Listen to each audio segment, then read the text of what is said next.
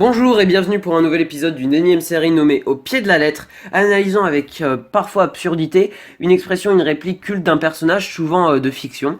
Donc commençons avec du lourd, un film sorti dans les années 90, un film touchant excellent, un chef-d'œuvre du cinéma. Donc je vous pose la question, connaissez-vous Jurassic Park? Oui, bah tant mieux car le film dont on va parler n'est pas Jurassic Park. On va parler de Forrest Gump, sorti en 1994, réalisé par Robert Zemeckis, qui a d'ailleurs fait aussi la saga Retour vers le futur, et avec comme acteur Tom Hanks jouant le Forrest adulte. Donc, vu que Forrest Gump contient beaucoup de phrases que je nommerai pour les prochains épisodes, citation des expressions parentales d'un personnage, souvent pour honorer le créateur ou la créatrice de cette expression.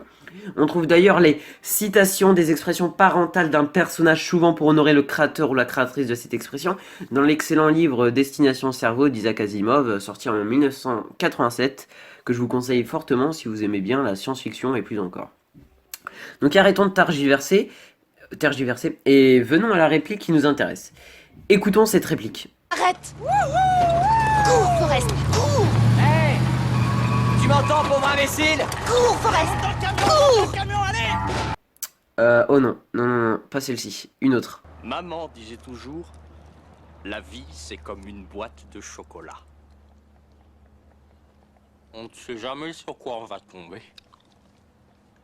Voilà, donc sur le banc, attendant son bus, Forrest cite la métaphore de la vie de sa mère, avec un air un peu admiratif, mais ce n'est que mon avis.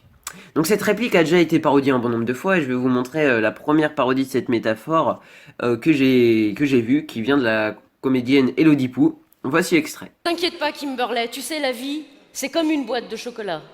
Ça dure moins longtemps chez les gros. Donc, comme le disait sa mère, la vie c'est comme une boîte de chocolat, on ne sait jamais sur quoi on va tomber, ce qui laisserait penser que la mère de Forrest croirait au hasard, et donc du fait que la vie ne soit pas scénarisée.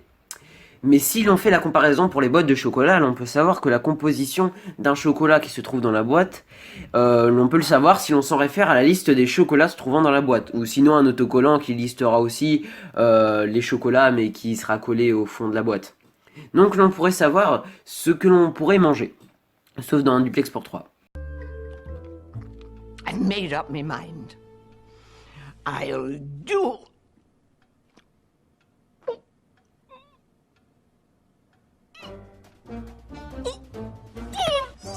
Mrs. Connolly? Joking! Film que j'adore pour son humour, sorti en 2003, réalisé par Danny DeVito avec Ben Stiller et Drew Barrymore, qui est une comédie noire que je vous conseille avec un humour absurde, presque toujours efficace et jamais lourd. Donc la boîte de chocolat pourrait aussi être une métaphore du hasard, mais que l'on puisse quand même savoir ce qui pourrait nous arriver, tel que la mort, ou autre chocolat représentant un moment important de notre vie. Mais j'ai oublié un facteur important du hasard, l'erreur. Ça nous est tous arrivé de se dire qu'il va nous arriver quelque chose et qu'au final ce soit l'inverse qui se produise. Vous imaginez que vous allez arriver en retard, vous arrivez en avance et vice versa.